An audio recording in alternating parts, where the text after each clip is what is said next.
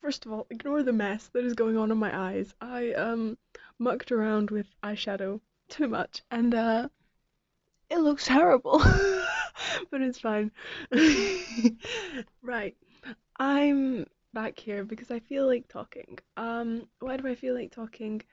Because the infamous Broski still hasn't responded to me since New Year's Eve. After promising to be a better man and that he's ready to be there for me.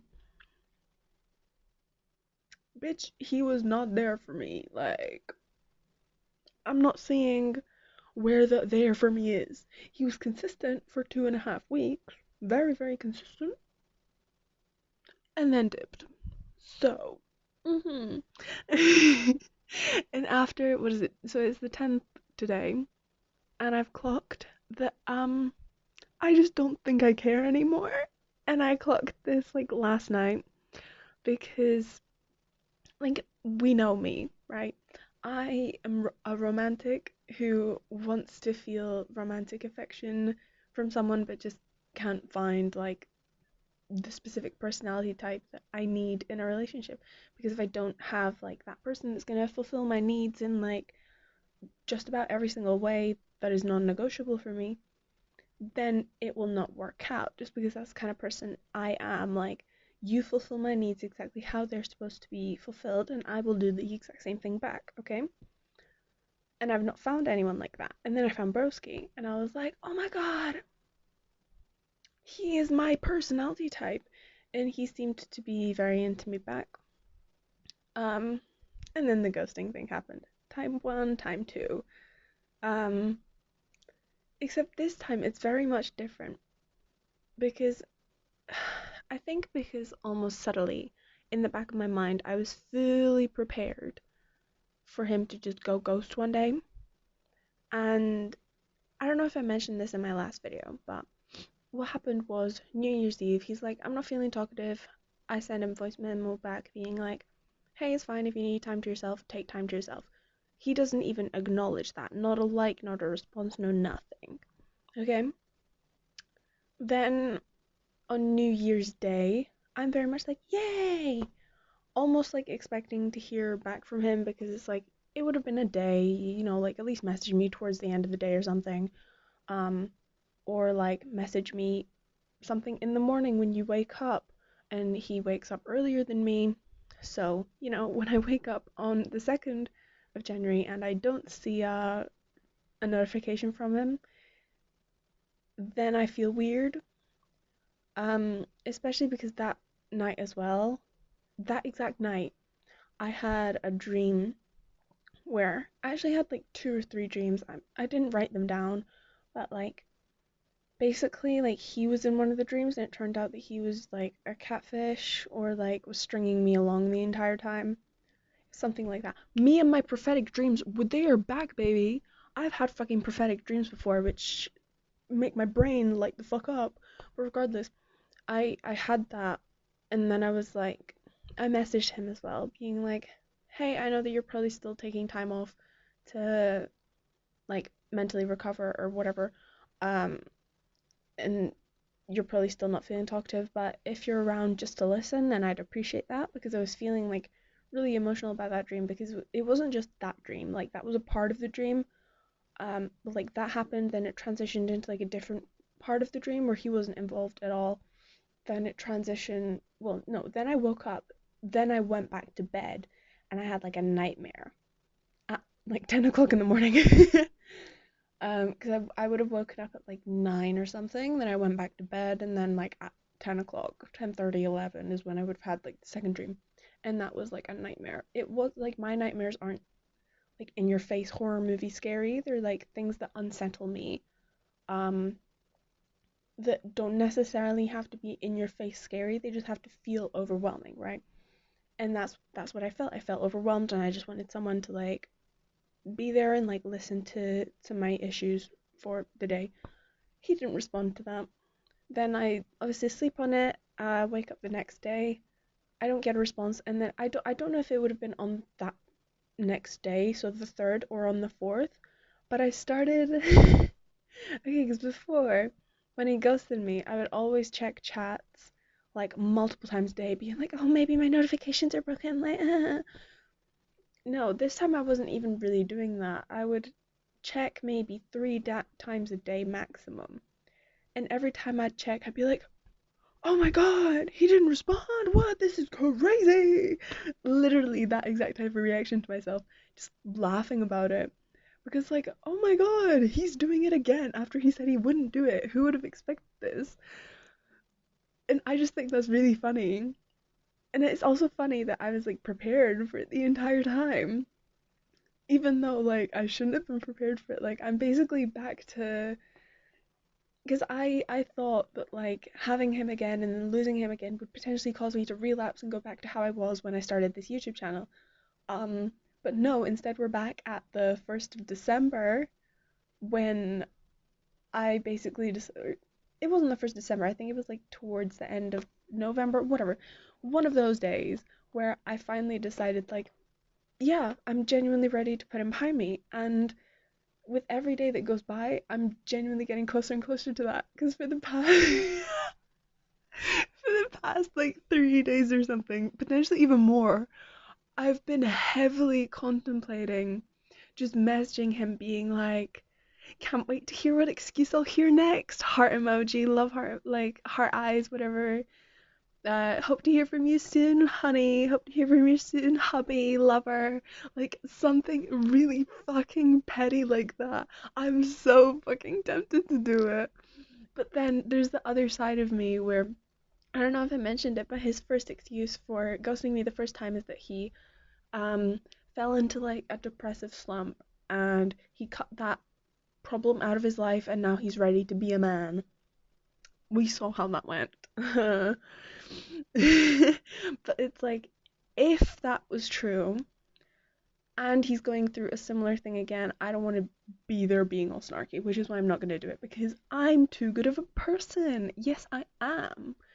So even though I really fucking want to just be like, can't wait for the next excuse to drop, love you, Pookie. I'm not gonna do that because there's a there's a potential that something real is going on. But even if something real is going on, bitch, I'm over it. I told you immediately how important it was for all of this. Like, I told you how important it was for you to be able to communicate and for you to be able to prove yourself to me that you actually want something to do with me instead of just like whatever, right? You said, yeah, I'm fully ready to try. I'm fully ready for a relationship. I'm so ready. And then you pull this shit. Like, I told you you were gonna get a second chance and nothing more. And in the beginning days, I sincerely thought about, like, oh, maybe I would give him a third chance. But, like, that would be going back on my word, which I always say that I never want to do when it comes to situations like this. And I think the only third chance that I would seriously contemplate giving to him is just telling him, like, the name of the place where I'm living, um, being like, hey, I live here. You know what town I live in. Like, if you really genuinely actually want this, show up in person and talk to me in person. I don't want to be talking to you over text ever again. So if you actually want this to be something, we are never texting again unless it's on the basis of meeting up. To have casual conversations and stuff like that, I'm never doing it over text. Only in person. And that is like the only condition in which I would give him a third chance. Because it means he has to take monumental effort to get to where I live. Because it's like 3 hours by bus or something. Or in like, I don't fucking know, it's like 70 kilometers, 50 miles, something like that. Which is a way away. It's a way away to get from like between our places. Now, I don't mind traveling that for someone I'm really into. And surely if he feels the same, he should want to do the same, right? So that's the only way that I would be able to give him a third chance is if it's not even really a chance, it's just like a meet up with me and do everything in person with me. But I'm still undecided on that. I still don't know how I feel about the idea of that. But the reason that I genuinely properly think I'm like actually kind of over it and over him at this point is because yesterday, this goes back because I wanted to make this point earlier, but I spiraled off as I always do. Is that I'm a huge romantic, right? And I just I want to find like my person, and but like because I don't have my person right now, all I settle for is like little fantasies, like little scenarios that I make up in my head. So like, for example, like go and get ice cream together, and then like just for fun, like this male would like piggyback me around like a shopping center or whatever, right? Not like around the whole thing, but just like for a little bit, just like for fun, like that sort of stuff is like what my scenarioing. Um, and I I'm not ready to say that I'm over him completely, but I'm most definitely like getting way further, like way closer to it. Um, because I've started having like those exact scenarios or thinking those exact scenarios, but with the same faceless person that I've always had before him. Because with me, I've never really had a crush. He's like been my first ever crush. So I also have aphantasia, which if people don't know, like most people, if you tell them shut your eyes and think of an apple, they can literally see the image of an apple in their head. I see nothing. When I close my eyes and someone's like, picture an apple, it is just black. It's as if you go into a cave and like that's it, like a pitch black cave. Nothing. And for a lot of, I say a lot of people, like I've only spoken to a few people with aphantasia, and all those people are in my family because I don't know if it's genetic or something. It's not something that really matters, but my mum has aphantasia, so does my dad, so does my brother. I think one of my cousins might do as well. Um, but all of them still have part of that when they sleep. So like so my dad, for instance, when he sleeps, he's said that on a few occasions he's had like weird, I don't know, images like crystal balls, not crystal balls, but like weird spheres and like splashes of light going everywhere. Like, um, my mom said that she like sees some of her dreams sometimes, but stuff like that. Even when dreaming, I see nothing. So my nightmares are literally just staring at a black void. So usually I can tell if I'm having like a nightmare or a dream because I won't be seeing that and experiencing it. Like my realest dreams ever have been ones that are like and can seem like a memory. So for example, I had a dream one time where I oh, my alarm went off. I checked the thing. It says 8:40. I'm like, I'll go to bed. Then I wake up again. I check my phone and it says 6:30 and I'm like, "The fuck? What wasn't it just 8:40?" My alarm waking me up at 8:40 was the dream. That was the dream, and I was so confused for like a solid minute of my time because my alarm for 6:30 had woken me up. But right before that, I had dreamed that I had an alarm for 8:40, right? And another one that I very recently just had is I had a dream where I checked my like messages to see if Browski had given me a response. Um, and then and he did give me a response for something, and I was like, I'll check it later. And then I wake up in that morning and I'm like, no, I'm pretty sure that was a dream. I'm pretty sure that was a dream because and then I went on my phone, I checked, and he didn't have any messages because, duh, of course. So, like, that's what I mean. It has to be, like, very short, snappy dreams for me to remember that, or for me to be mistaken in the fact that it's a memory. Like, That's the only way, and the only times it's ever happened where I confuse a dream with reality is when it's been a dream of me waking up doing something and then going back to sleep, right? I don't even know if that makes sense, but what was the point there? What was the point there? I don't know what the point there was. Um, we were talking about dreams, dream boys, aphantasia. Oh, aphantasia.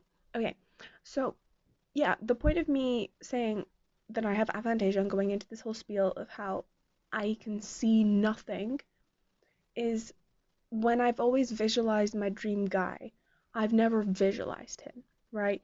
And obviously, I change the personality as I go, but basically, when I think of people, like in any situation or anything, I never think of the clothes, I never think of like the body shapes, even though I know like what body shapes are, like the body shape that person has, I never think of it because I physically don't see it. All I really focus on in memories and like fictional scenarios and stuff is the face and what's going on the face. So I never think about like how people dress or like if I try and remember how people have dressed, it just doesn't work because that's literally like I just don't process it basically. Um and in all of my fantasies, the guy has always been faceless because I don't have a perfect face to slap on there. And I mean, technically I do, but it's not a human face. It's just like I kind of just imagine my perfect person in all my scenarios as like a faceless, bland anime boy. Like, you know, like the harem protagonists that you always see? It's kind of like that, where it just feels like a generic fucking human. Um, and that's it, right? Just has to be attractive, and they always, I'm always, we'll start again. And I always imagine them with brown hair, because that's like my preferred hair color on guys. I like the contrast. Um, but yeah, like, and yesterday I was laying down in my bed and I properly realized that like, oh, broski isn't my first thought anymore when it comes to scenarios. Like when it comes to scenarios that I thought up while I was still talking with him and blah blah blah, then yeah, he's still there, but he's not a prominent figure, if that makes sense. Um, and he doesn't insert himself into every single scenario that I have anymore, which is good. It's a genuinely great sign because even in the dark ages when I was making this YouTube channel and everything, it just like he was always there. He was always like this lingering thing. And I'm genuinely just very happy that he reached out again and he did this to me all over again. Because if he doesn't do it to me all over again, we end up married with 50 kids. That's amazing. That's wonderful. If he does do it to me again, like he's currently doing, that's how I know that he doesn't really care because I told him exactly what I need. I told him I need you to communicate, be upfront with me, be consistent, and just never do some shit like that again, and we'll be totally fine. And yet he did it anyway, which is how I know he doesn't care about me. And I'm like actually genuinely able to just push him out of my life at this point because someone, as people have been telling me ever since he started ghosting me, if he was really your soulmate, like, wouldn't he try harder? Along those lines. I've heard that in so many ways. Or like, if he was really your soulmate, wouldn't he actually want you? I've heard that from so many people, so many times, in so many iterations. And like, yes, I knew that, but there was always excuses going on in my head. It was like, oh, but maybe he's going through something. And then he said, like, I had a depressive period. So I'm like, that makes sense. He was probably going through something. But then I was like, okay, even if you are going through something, communicate. He was like, yes, of course, absolutely, totally. And yet he does it again. So at this point, you've lost me because you can't save yourself in any regard right now. Not at all. Like, I told you what I need. You didn't give me what I need, so I don't need you anymore. Like, yes, it was really fun talking to you. It was amazing talking to you. It was amazing some of the experiences I gained from that. Um, do I say it? I'll say it. Fuck it. The internet's never gonna know who he is. Um, he called me mommy.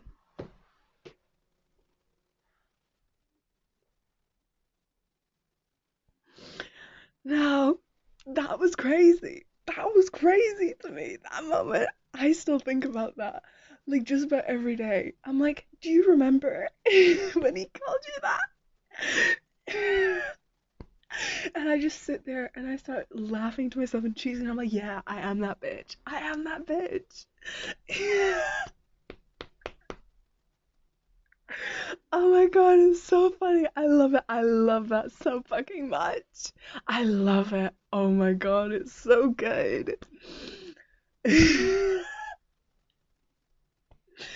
But yeah, it's like we shared stuff along those lines as well. That stuff is great. I have screen recordings to remember those moments. I have screenshots to remember those moments.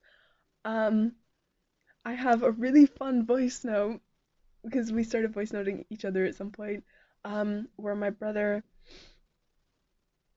God, I'm trying to remember the quote, but like I was basically just being like, I'll try and recreate it. Sorry, why the extended pause? Jesus Christ, my brain just stopped for a second there.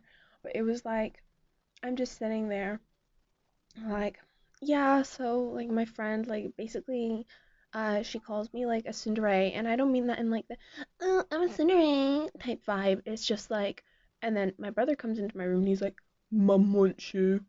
And I'm like, insert his name, shut the fuck up. And he's like, Mom wants you, get fucking downstairs. And I'm like, I'm recording a voice note. Like literally yelling, like I'm in the middle of this voice note, and then I just sent it to him like that because I'm like, I'm not even gonna finish my sentence. Just have this.